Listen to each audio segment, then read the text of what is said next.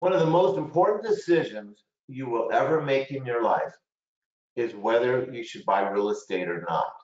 It's right up there with getting married and having children.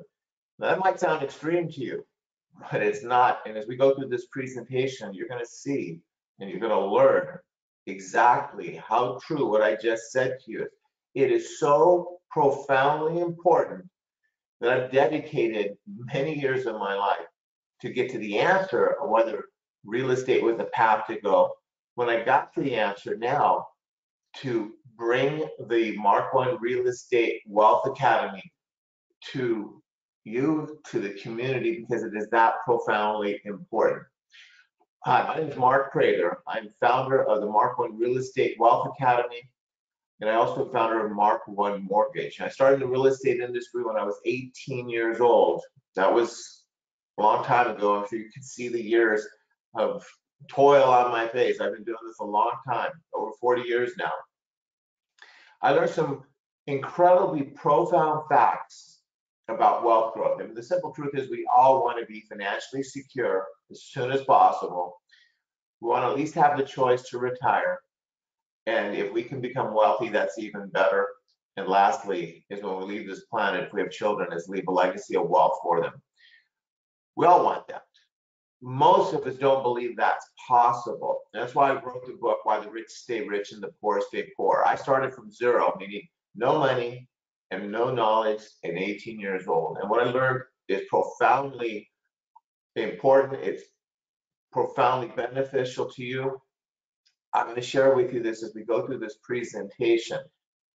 And the exciting thing is what is possible for your life is so beyond what you believe. But let me prove that to you as we go along. So the first important question is, why buy real estate? Why should you buy real estate? There are five key reasons to start with. Number one is financial security. It is almost impossible to become financially secure if you rent. Now I'm going to repeat that. It is almost impossible for a renter to ever become financially secure. Here's why. It's number two is inflation.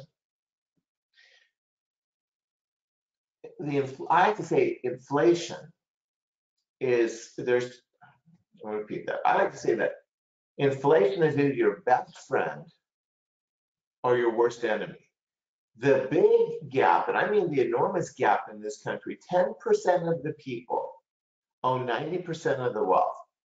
Now wrap your mind around that. 10% of the people own 90% of the wealth. Here's the reason: inflation. They know how to win the inflation game. Meanwhile, the middle class and the poor do not. They struggle. Real estate helps you to win the inflation game. Number three is it eliminates the need to save money for retirement. Now, I'm not discouraging saving. If you can do it, it's a good thing. In fact, it's a great thing. But the reality is, 80% of the people in this country save very little money. And they have this inaccurate belief that the only path to retirement is through saving a bunch of money. They set up a 401k rider, they're saving as much as they can, and they never get close to where they need. And that's why the number of people that are able to retire in this country keeps declining. The bottom line is the 401k and IRA has been a miserable failure for the middle class and the poor. Number four is you can grow wealth far faster than stocks. It's not even close. I mean, I'm going to show you quite literally in great detail why real estate blows away the stock market. And what's amazing is you're going to see that less than 10% of the people invest in real estate and 65% invest in stocks. And number five is your retirement income is far safer than stocks. And I'm going to show you and explain why that is true as we go through this presentation. All right, so let's first talk about the cost of renting versus the cost of buying. When is $3,000 not $3,000? So here's what I'm, this is a trick question, so I'm going to tell you that straight. Here's the trick question. If you're paying $3,000 a month in rent versus $3,000 a month in owning a home, which is less? Now, the average person I talk to, and this includes agents and renters, I said, if the rent's $3,000 and your mortgage payment's $3,000, which is less, they're like, well, they're the same, aren't they? No, they're not the same. And let me show you what the difference is. We call this the real cost of rent. Let's say you're paying $2,600 a month in rent payment, but you're going to buy a house, and the mortgage payment, this is the mortgage interest, the principal, tax, insurance, the total payment's $2,917. The average renter would look at this and say, well, if I'm renting a place paying $2,600 and I have to buy this same exact place is going to cost me $2,900, I'm not interested. Why would I do that? Well, let me explain why you would do that. Let's say the sales price or the purchase price of the place you're living in is $500,000. You get a conventional loan, and let's say the interest rate's 3 3/8, 3.375. Well, you get a mortgage interest deduction. See, when you make a mortgage payment, there's a percentage of its interest, which is tax deductible up to a loan amount of $750,000, and you have principal reduction. Now, you may or may not have a property tax deduction depending on what state you're in and what your income level is. In California, property values are much higher, and there's a $10,000 ceiling. So this may or may not apply. Now, in this case, we're eliminating. We're not going to show this. Now, there's a process going on right now within Congress to increase taxes and change some of the deductions. So we'll soon see. I think we're going to know in the first half of, or the first quarter of next year, whether we have this property tax deduction back or not. The $10,000 state tax limit has taken a lot of that off. But for this analysis, we're removing it. So we're only including the mortgage interest deduction. Now, if you look at your tax bracket, here we're using 30% of state and federal. So that's basically 20% federal, 10% state. Your tax bracket might be a little bit less, it might be a little bit more, you might be 35, 40%, something like that combined. But we're using 30%. So 30% of the 16,223 equals 4867. So that's your mortgage interest deduction. So here's what that means is that you're getting this big write-off and you're saving $4,800. So that means money back. Now, you can wait till April 15th to file your taxes and get your refund. Or a better strategy is to raise your take-home pay. So if you increase your take-home pay by increasing your dependents, you want to sit down with your accountant or your CPA and analyze that. But if you divide this by 12 months, we're basically talking about $400 a month that you can increase your take-home pay. So all of a sudden, that house payment is more affordable because you basically got a pay raise of $400 a month. Next is your mortgage principal reduction. As you're making payments, your loan balance is going down. The property value is probably going up. So what's happening, mortgage balance going down, property value is you're creating wealth or equity. So when you make a payment, that percentage of it that is principal reduction, and with interest rates at these all-time historical low levels, a big percentage of it, about 35% in the first year, is principal reduction, which means that's not lost money. See, when you pay $3,000 a month for rent or $2,600 a month for rent in this scenario, that's 100% lost money. It's just gone forever. Mortgage interest is lost money. That's the same thing. You pay mortgage interest, it's just gone forever. Principal reduction is not lost money.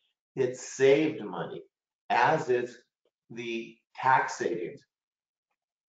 You total these two numbers up, we're at 13,374. We divide it by 12, and you're actually saving $1,198, almost $1,200 a month. Now, if your mortgage payment is $2,917 and we deduct the $1,197, your actual cost to own this $500,000 property would only be $1,720. So if we look at it and say you're paying $2,600 a month in rent, Your actual cost is $1,720. You're saving $880 a month owning versus renting. Very few renters are aware of this. Very few agents are aware of this. So this real cost of renting analysis is not done. If you look at it, the savings is $10,000 a year in this scenario. But that doesn't include the appreciation of California's 53-year appreciation rate has been 7.3%. The national appreciation rate is about 5%. In the past year, the appreciation rate in Southern California has been about 18%. I'm only using 4% in this scenario, very conservative. 4% of 500,000 is 20,000. We add the 10,000 in savings through the principal reduction and the tax savings, plus the 20,000 in appreciation, which, again, the reality is in the past year at 20% of 500,000, 10% is 50 grand, 20% is 100. This number would be 110. This, instead of 20,000, this number would be 100,000. That's what's happened in the past year. But if we look at historically, it's 7.3. Again, I'm being super conservative, just using a 4% growth rate, which is 20,000. The total loss by being a renter is 30,000 a year. Imagine you're losing 30,000 a year. Divide that by 12, 2,500 a month. Over 10 years, this is $300,000, and it's actually more because, again, these numbers are super conservative. Renters are losing the inflation battle.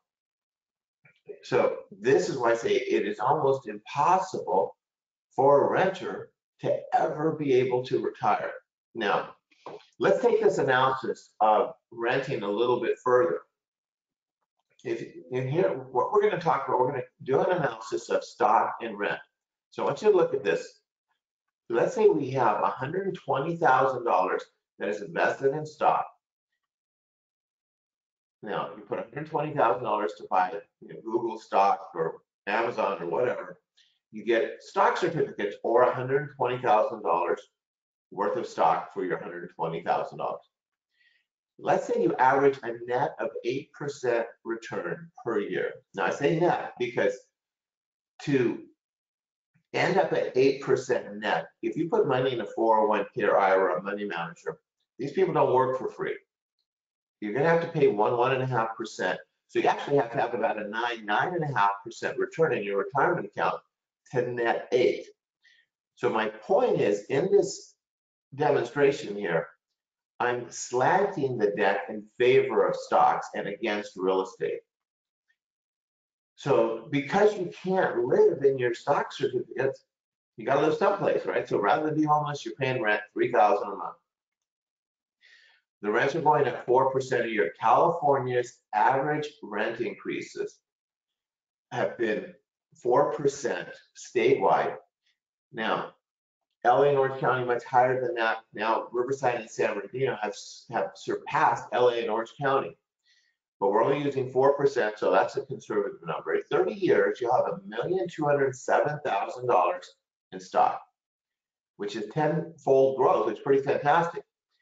But you would have paid over $2 million in rent over 30 years because of rent inflation. Renters are actually losing money every single day. They're going backwards and they don't even know it. You can see over that 30 years, the renter would have lost $811,000. And that's at an 8% return.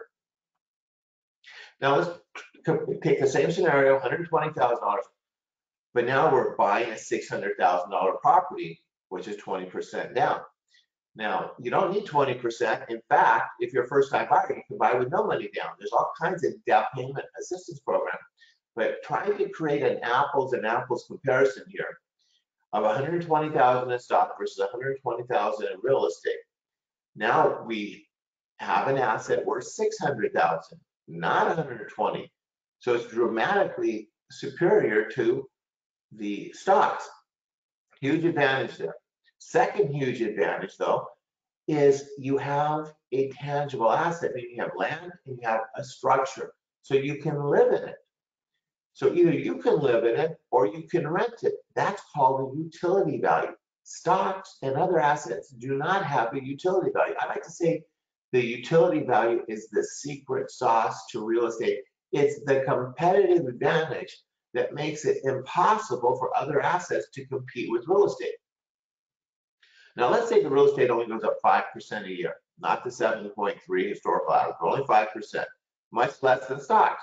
So this is where a lot of financial planners say, well, look, the S&P 500 has gone up about 8% for the past 50 years. Real estate on a national level is 5%. Stocks are better than real estate. Wrong, because there's 5 economic benefits to real estate. So I'm going to show you how radically superior real estate does over stocks. So let's say your mortgage payment, principal, interest, taxes, and insurance, $32.79. In 30 years, the property's worth over $2.5 million. The reality is going to be closer to $3 million or more. You have paid $1,180,000 in mortgage payments, tax, and insurance compared to $2 million in rent. Here's $90,000 for like carpet and paint for the property through the years. Your net profit is $1,322,000 in this scenario. So the utility value is the combination of these two numbers. If you take a negative 811 and a positive 1.3, the utility value of real estate is worth over $2 million. Now let's say you're a homeowner and we turn your home into a rental. All the same numbers, except for now we're collecting $3,000 a month in rent. Bumping at 4% a year in increases. Now, if you look here, we have our expenses. And the reason the expenses are slightly different is that we move some of the expenses down here in the operating expense of being here, like the insurance. But with this rental, the property value is now $2.5 million. You subtract some of the expenses, like the principal and interest expenses there. And then we have the rental income. Now this $3,000 at 4% growth over 30 years is we've collected the $2 million. So instead of paying the $2 million, we've collected the $2 million. We've pumped up the expenses because we have a property manager, we have a vacancy factor, we have a little bit extra expenses in there as far as maintenance on the property. So these are, again, conservative numbers. The net profit in this very conservative scenario is over $3 million compared to $120,000 and $600,000 on property, net profit $3 million, $120,000 in stocks at 8%, $1.2 million. The reality is real estate will grow wealth at 3 to 4 times the speed of the stock market consistently. And it's because of these 5 economic benefits of real estate that I mentioned. Now I'm going to show you the 5 economic benefits in a quick little poker chip presentation that I do, which makes it much simpler for people to follow on. So let me adjust my camera and the screen here. Okay, now here's what I'm going to do. I'm going to move this down. Okay, and let's see. Okay, there we go. All right. Now, I'm going to do this little poker chip illustration now. First, the red chips right here represent your money. So let's say we put $1 in the bank and we get 1% interest. So $1, 1%, or 1 cent. Now, the reality is, truth is, you're not going to get 1%. I opened up a new account the other day at the bank and it was like 0.28, so it's way less than 1%. But for simplicity, because we're going to just make it 1%. So $1, 1% equals 1 cent. Now here's the problem with putting money in the bank. 1 is the interest you're going to get, or the earnings is super low. 2 is you're actually losing money because inflation is historically run over the past 100 years has been about 3% in this country. Right now it's running closer to 4.5%. Nationally, in Southern California, it's higher than the national appreciation because of the cost of rents and housing and that. Third, and here's why I created the poker chip. And this is the big blind spot that most people have. is this is called linear wealth growth, meaning you're only making money on your money. You're making money in a straight line. You're never going to get financially, forget about wealthy. You're never going to become financially secure with linear wealth growth. Now, let's say we put another dollar in your 401k or IRA and you make 8%. So here's 8%. Here's 2, 4, 6, 8. Way better than the bank. But let me tell you the problem with trying to save your way in a 401k. And believe me, when I was young, I started saving my money. I was dividing my money literally between saving in an IRA and investing in real estate. And this is how I learned all of these functions. It wasn't through reading books or seminars, believe me. But here are the problems with the 401k. 8% sounds great, but here's what's not so great. Is you put your money in 401k, and let's say you start doing this in your 20s.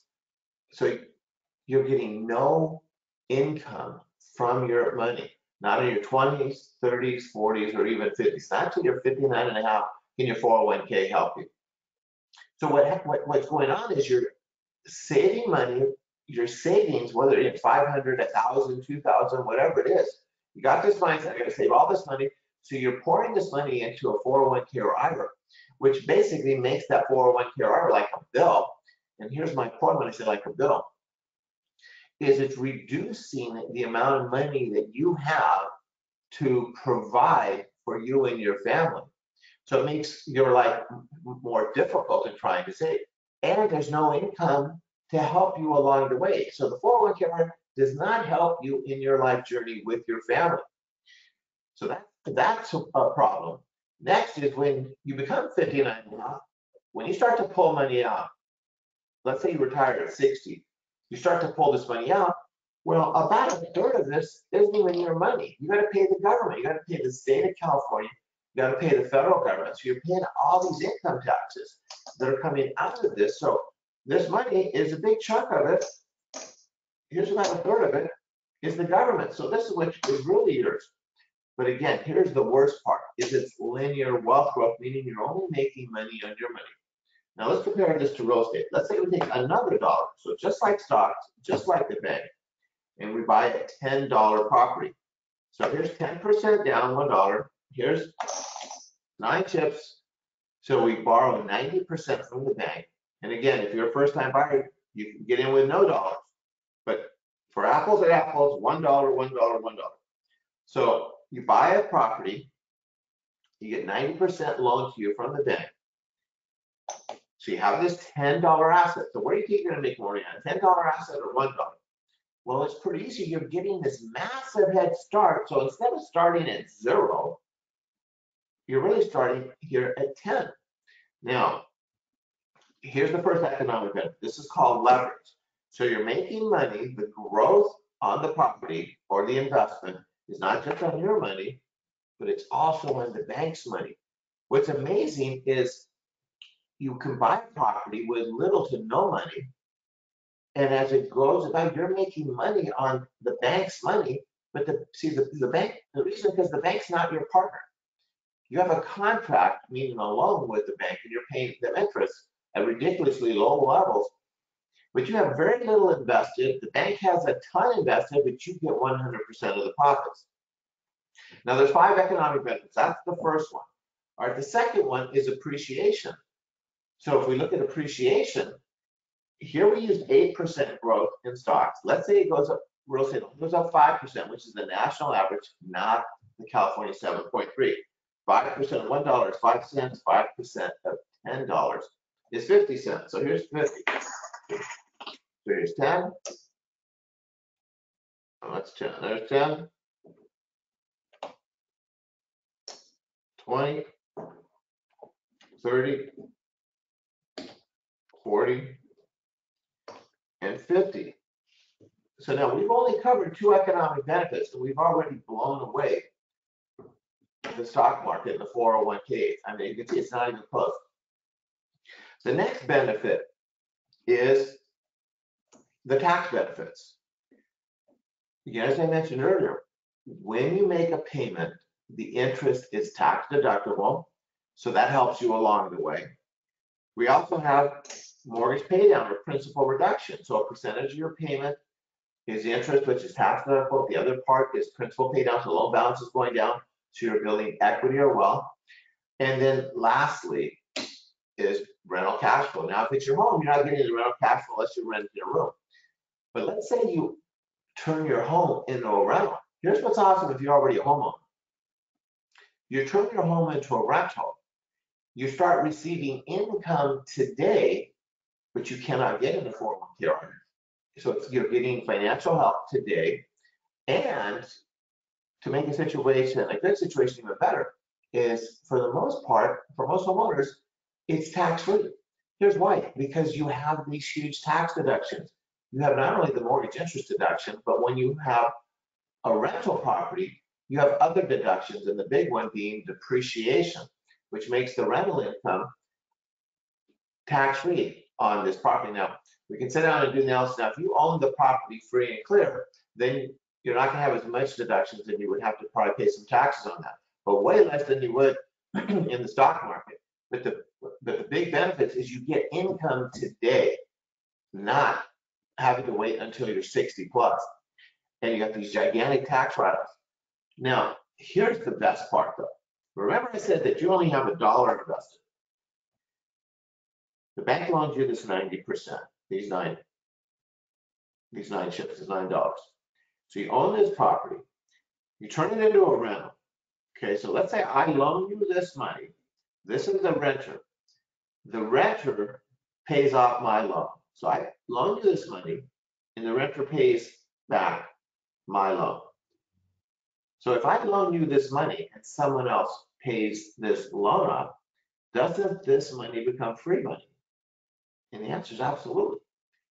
So the question I have for you is, where else can you get this kind of free money where you can literally generate hundreds of thousands or even millions of dollars of free money? There's no other way. The important factor is, why can you do it in real estate, not in stocks? Reason: the utility value. So you're starting to grasp the power and significance of real estate. 5 economic benefits, making money 5 different ways simultaneously, and this utility value, advantages over every other asset class. Now, let me ask you a quick question here. How much free money should you generate for you and your family in your lifetime? You know the answer, right? As much as possible. All right, so let's go back to the PowerPoint. Okay.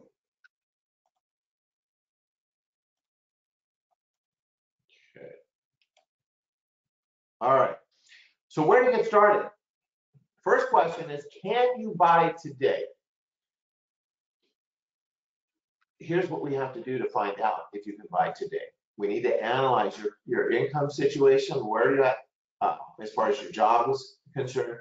Are you employed or are you self-employed? The underwriting or qualifying criteria for employed versus self-employed is significantly different. So that's an important factor. Where's your credit scores at? Are they lower, are they higher? Now, there are all kinds of loan programs, all kinds of financing out there, and you can take lower credit scores. But here's the downside to that: they're going to charge you for it. They're going to raise your rate. So we want to work on your credit score and get your credit score up, depending on what level you are. If you have a lower credit score, there are a number of things we can do to get your credit score up and get it up pretty quickly. Down payment and closing costs. I can't tell you through the years how many people I've known that in their mind, they're like, I got to save 20%. No, you don't. Waiting to save 20% is going to cost you so much money. See, in their mind, it's like, oh, I got to have save 20% because I'm going to save PMI. The cost of PMI is peanuts. Here's where you're going to lose a ton of money. You're going to lose the inflation value. The time it takes you to save all of this money is so long that inflation is raising prices and costs of real estate higher and higher and higher. And so, the time it takes to save that 20%, I have a friend that I could not convince of this. They just, the parents told them their whole life they had to have 20%, and they just waited for 10 years to save 20% down, and they ended up costing themselves probably $250,000, $300,000 is how much prices went up over that time. just based on trying to save that 20%. So you don't need to save a lot of money. You need to get in the game as soon as possible. So down payment and closing costs, you can literally get in with about 500 bucks. The next is the property and the appraisal. And when I talk about property, is analyzing the property, identifying the location, analyzing its condition and those factors, and what is its wealth growth potential. And that's a different conversation that most agents never have with their clients, is they just look at a house based on bedrooms and baths and that kind of thing. But you kind of look at your house as an investment. It's more than a roof over your head. It's an investment and it's your path to wealth. So the financing options that I mentioned, first-time buyer programs. If you're a first-time buyer, the good news to that is you have access to financing that homeowners, basically being repeat buyers, do not have access to. And location matters. There's different factors for income, different cities and things like that. So there's all kinds of special kind of programs for first-time buyers. There's conventional loan programs, which is basically Fannie Mae, Freddie Mac type of loans, but there's also other programs. Fannie Mae are kind of quasi-government agencies. There's government programs being an FHA and VA being for veterans. There's all kinds of special programs there. And as I mentioned before, the down payment and the closing costs. Now, other programs, when I'm talking about other programs, I'm really talking about is this is not so much for first-time buyers, although first-time buyers could be a part of this, but this is typically, first-time buyers are going to want to try to take advantage of the first-time buyer programs because there's a better deal. But if you're not a first-time buyer and you're a homeowner or an investor, there's all kinds of other programs, conventional and government loan programs. You see non-QM on there, which is non-qualified mortgage loans. After the financial meltdown, they created a whole new category of lending and new regulations in that. But these programs are fantastic for self-employed people, particularly, or people with, that may have credit issues and things, but the underwriting criteria to approve a loan so much easier on income and credit and so on. And then for investors, if you're looking to buy your first rental property, or you're looking to buy units, or you're looking to buy commercial properties, there's all kinds of other scenarios there. And this is where we get into consultations, we address this. Now, as far as qualifying, the debt ratios, what that means is we look at your income, what is your total gross income to your total expenses, and how we analyze that is different for whether you're employed or self-employed. And the debt ratios that are allowed can go anywhere from, on the lower end, 43% of your income up to as high as 55%, or even for veterans, I've seen it go as high as 60%. So the debt ratio limit is a big range. Now, what's the range and how to adjust it is whether you're a first-time buyer or not, how much down payment you're putting. Now, if you're putting little or no down payment, then the ratios are very conservative because you don't really have any skin in the game, right? So you're a much higher risk. So what moves the numbers on debt ratios is risk. Loans are basically about risk. The lower the risk to the lender, the better terms you're going to get. The higher the risk you are to the lender, meaning less down payment, higher, higher debt ratios, lower credit scores, all these are risk factors, then the more expensive that loan becomes. And as I said, credit scores. You need to get your credit scores. There's different services out there. A lot of these free credit score services, you better take those with a grain of salt because I've seen that they're in the ballpark, but they're not 100% accurate. But we can generate a credit report for you, get the accurate credit scores really inexpensively. Your credit history is really important. We can show you if you had some issues, collections or whatever, we can help you with getting those things rectified. A thing called rapid rescore. There's some things that you can do with adjusting, maybe paying down some bills, clearing up some items, that can be done pretty quickly. And then we get your credit score increased 30, 40, 50, 60 points really quickly. And that's important because it saves you a bunch of money on your interest rate. And if you have significant issues, then there are credit repair companies out there. And you gotta be really careful because most of them are not very good. They're not very reliable. we worked with a couple companies through the years that are reliable, that we can introduce you to, and they can work with you, and within about 6 months get your credit repaired and get your credit score up really significantly. And if you have credit issues, you want to get on that path as soon as possible, because it's going to save you a ton of money over time.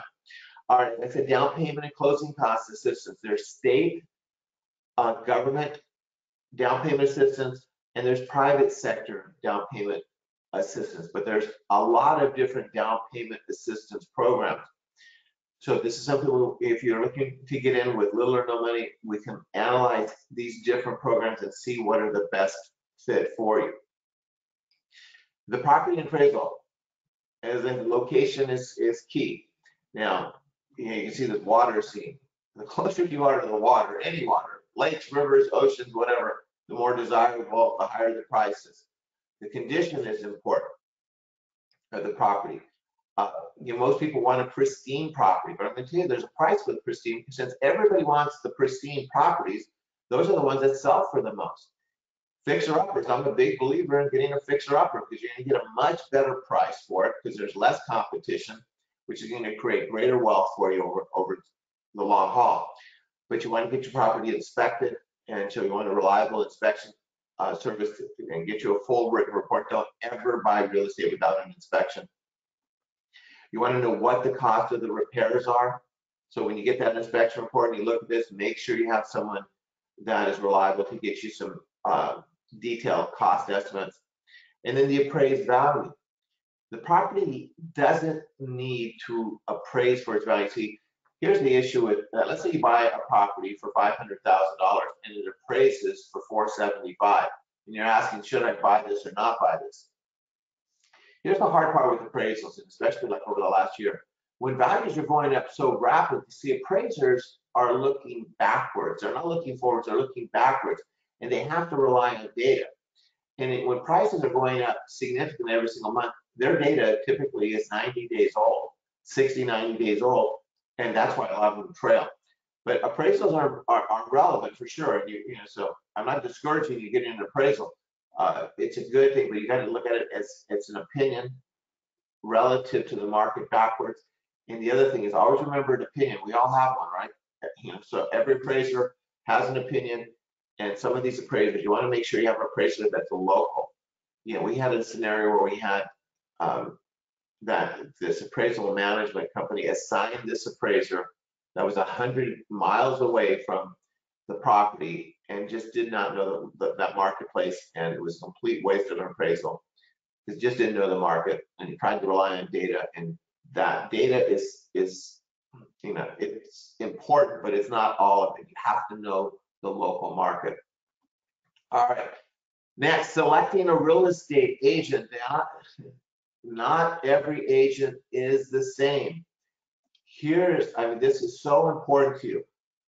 How much do you value knowledge? When I was younger, I didn't really appreciate the true value of knowledge. Your knowledge is critical. This is why I built this Mark One Real Estate Wealth Academy. The things I learned are life altering.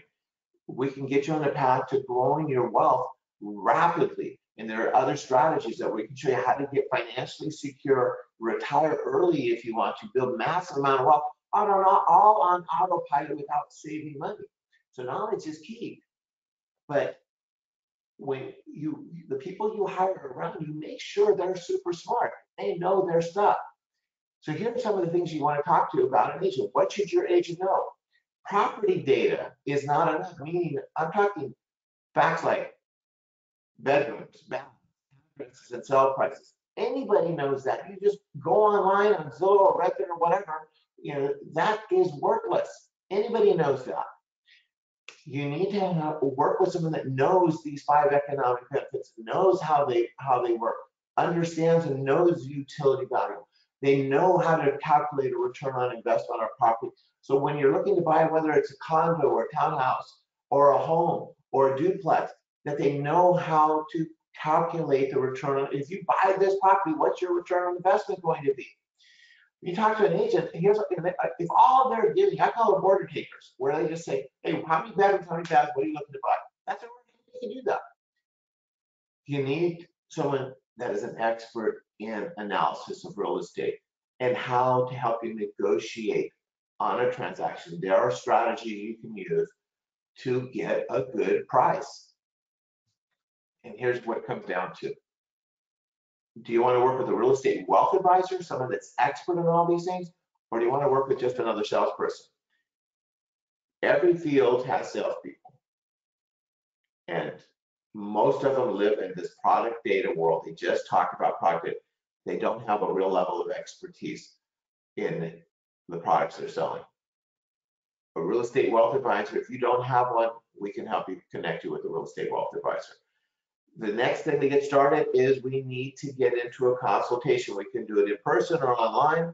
In person is way more fun. I'd love to get to meet you. You know, our real estate wealth advisors would love to meet you in person, or we can do an online meeting to review your objectives and what is possible for your life.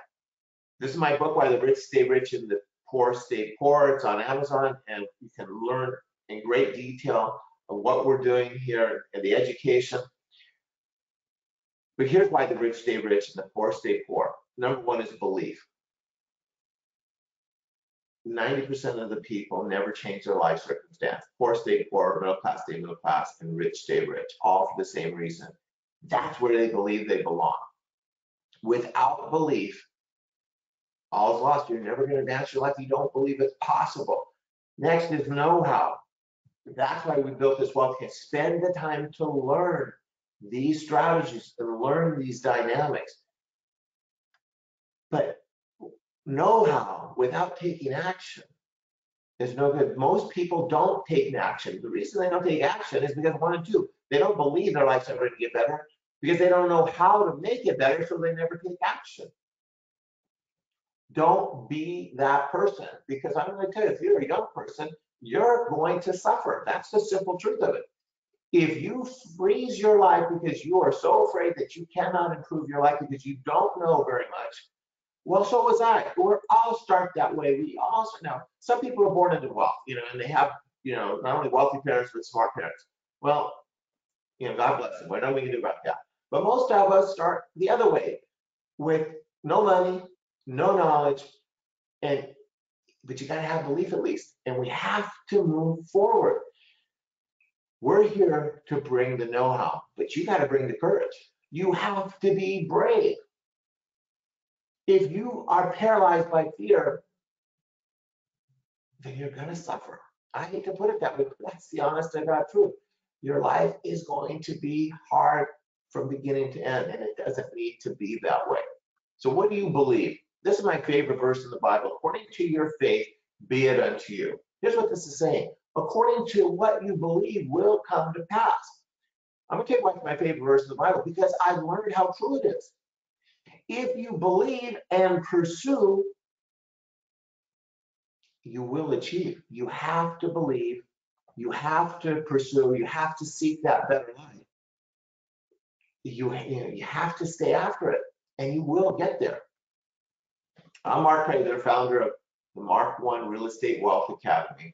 Mark One Mortgage. This is Renee Jack, my VP. We're available for you. You can go to our website, markonewealthacademy.com, to learn more. We're here to help you get your financial life on track.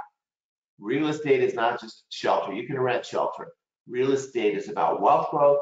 It's about financial security. It's about being able to retire early, and it's about being able to leave a legacy wealth.